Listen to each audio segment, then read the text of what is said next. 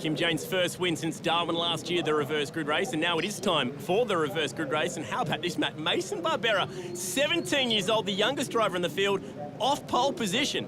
Yeah, talk about pressure. He's got George Miedeke alongside him here. Of course, we're reversing the top 10, so Kim Jane starts out of 10 for this one. Always a mixed bag, and I have this feeling, I get this every now and then, we could have carnage in the first corner. Chris Walton picked up a 5-second penalty for curb hopping in race 1, so he'll come out of the mid-pack, so it truly is reverse grid racing.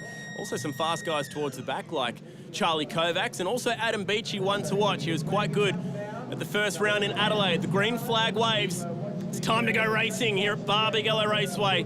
The reverse grid race. Mason Barbera on the left-hand side. Needs to get away. Horribly nervous about him stalling on the grid like we saw Adam Mardrum do in Adelaide. And outside him, George Miedeke, set to go racing here in Perth.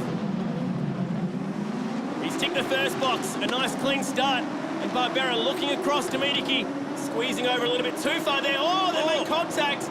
And the ISEC Ute slides out wide. And this also puts McNally up the inside. He'll pick up 1 or 2 spots. Actually goes to the lead. I think Barbera's got a problem.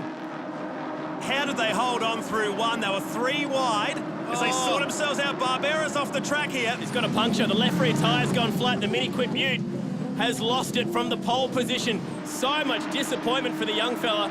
And they're still warring away in the background, but McNally is the leader as they plunge down towards turn 6 for the first time. Oh, it is on in a big way. Bazadzik facing the wrong way. Burnett's completely missing the left rear. And I think that was Jordan Skinner involved. This will surely bring out the safety car. Track is blocked into 67 off down the bottom turn here also. Jeremy Gray, collateral damage of what was a very busy first corner. Look at that. Goodness me. That's unheard of. Snap the axle clean in half. That has to be off Burnett's car. Bit of circle work from the Western General Bodyworks car, which will probably need a little bit of body work after that one. Here's the replay of the start. This is where I thought it might have unloaded when Harris went to the outside here and won in the 58. Barbera just needed to leave more room there. He came across too far. Miedeke was the innocent victim out of all that. He got slotted back a few spots, and by that stage, the damage was done for Mason Barbera. That left rear was flat. Oh, what happened to Jeremy Gray? On board with Dontis. Champion spark plugs on board. Let's break down what happened. Clean start for the Erebus driver. He came over to block his line. There's Gray behind him. Tap, tap, Walton and Bazadzik. No. Oh, pretty hard to point the finger there. Yeah, dispatched accordingly into the deep sand here in the west. He recently bought himself a pub, Jeremy Gray, outside of Muswellbrook in New South Wales. I'm pretty sure he would need a visit to calm himself down after that one. Now, Fisher and Dontis went the whole way through here side by side. There's the strand of Mason Barbera. And around go the back markers in chaotic fashion. Oh! Busy first lap, fair to say. This might be a better view from behind. This is Mardrum on board with. There's the field scattered going into one. Harris hung tough in the middle here. You don't see cars go 3 wide in turn 1 and get away with it. And this is when Barbera started to slow down. It was the flat left rear tyre on the Mini Quip sponsored number 17. Mardrum gives him the get out of the way signal. Okay, so what happened in the mid-pack? Burnett. Oh, got a bit of airtime as well. Skinner and Bazadzik were all leaning on each other there. Hard to really see if there was a spark that started the fire. Riding on board with Lee Nicolau now. Ferroto on board. Now, Burnett's in front of him. He's the guy who gets airborne here. As Nicolau picks up 3 spots. Do you go high? Do you go left? Nice choice. Only lost the 1 spot as a result. Richard Mork, the beneficiary there.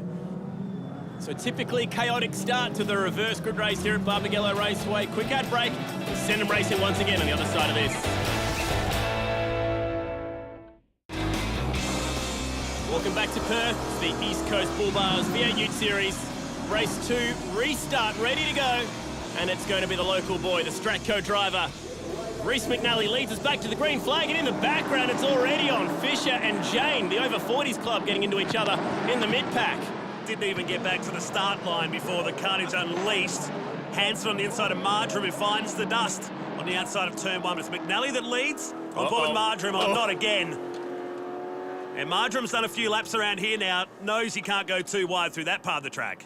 Gives that one up to the multi-spares Wabco Ute, 33-year-old Ryan Hansford, expecting his first child in the very near future, so good luck with all that to Hansford and his girlfriend as we go down towards turn 6. Harris had a bit of a look and McNally got defensive.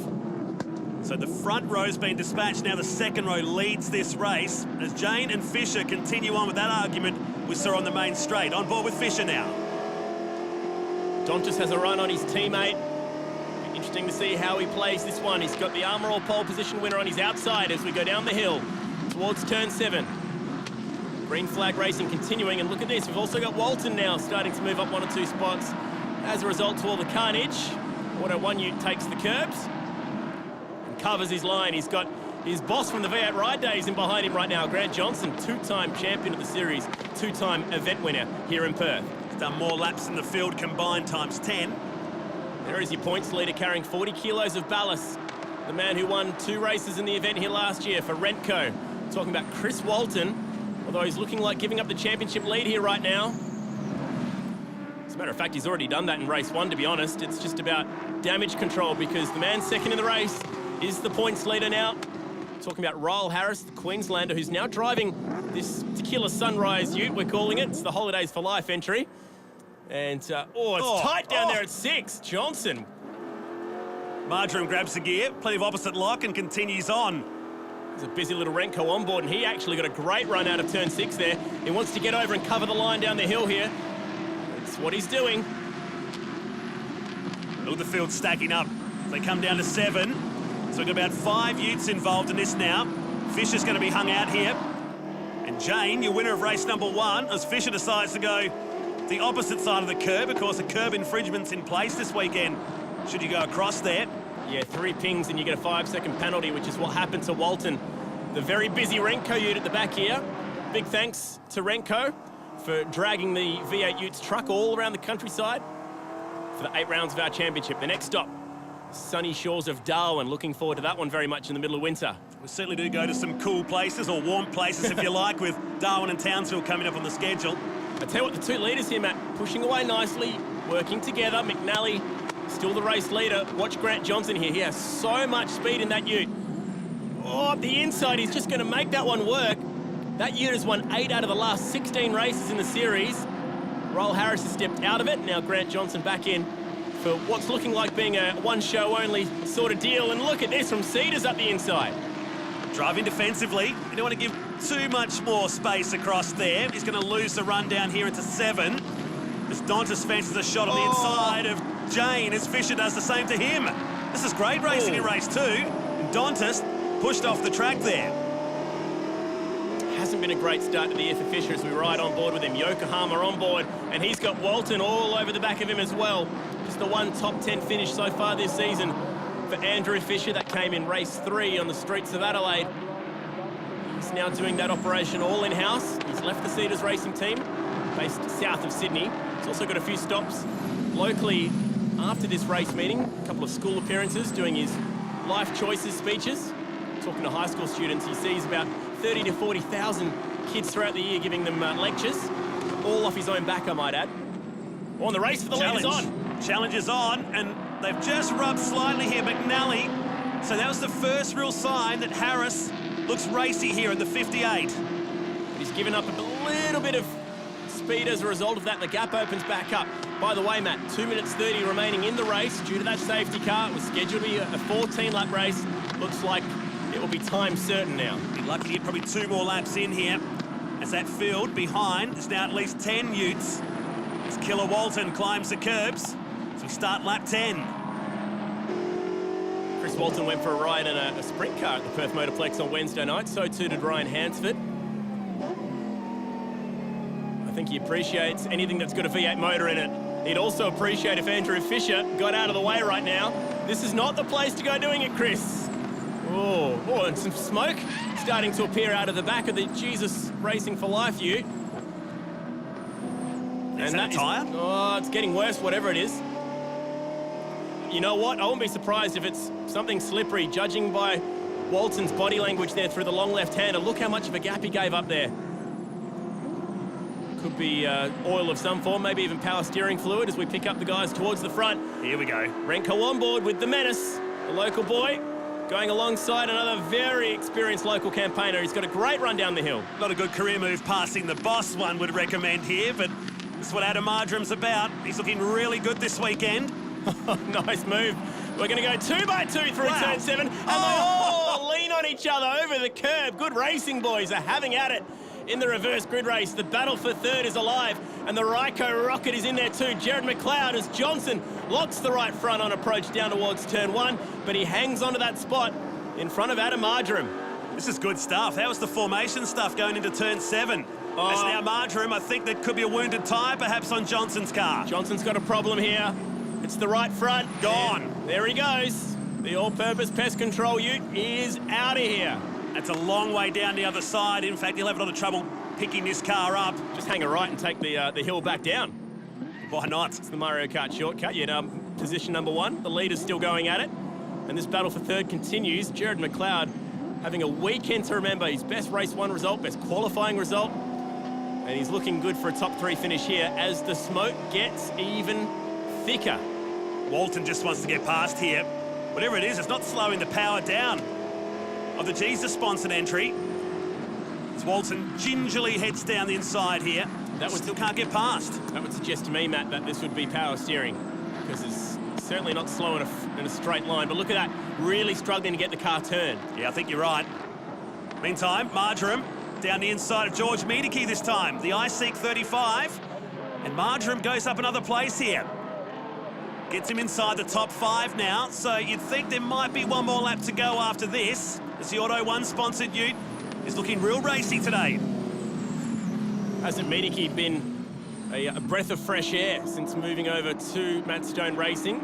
He's got David Cedars in behind him here in the Mango Credit Union ute, as the leaders are still having at it down towards turn 6. Oh, McNally really struggled to get that car stopped and turned. I'd call that maximum pressure from Harris. He's been threatening to do this for a couple of laps now. And the word has gone through. They've got one more lap to go. So he's only got 8 corners to get around the Stratco ute. This would be one of them. Turn 6 and turn 7, the best passing opportunities. The Holidays for Life ute needs to be very patient here, but still, when you've only got a lap to do it, you've got to make your mind up as to which corner you're going to make your move. Further back, Marjoram now has caught McLeod, making the most of using his 2 good tyres in this race out of Marjoram. This is tight. Hansford in the multi-spares ute should make that move stick up the inside. Let's watch it from Donta's point of view. They still go side by side, and Hansford hangs tough. This is brilliant. That was tough racing from Kim Jane, winner of the first ever NASCAR race here back in 1999. Did not want to give up that spot and should be hanging on to the event points lead at the moment. Chris Walton struggling to catch these guys. It's just not been the weekend for Killer after the success that he had here last year. Last time in the bowl for race 2. What's Marjoram got for us meantime? The leaders, the long downhill run, this back straight around Barbagallo Raceway. Has Harris got anything here for McNally? We know he's good under brakes, but even he thinks he's too far back. He'll hang on to a front row start, though, for the final race, but Reece McNally in front of the home crowd, the family, the friends, everyone. He claims the race 2 victory. Winner of Bathurst last year, continuing his form in 2015. And Jared McLeod will just sneak home. And further back, Lee Nicolaus side by side with Cam Wilson. Good racing back there, just outside the top 10.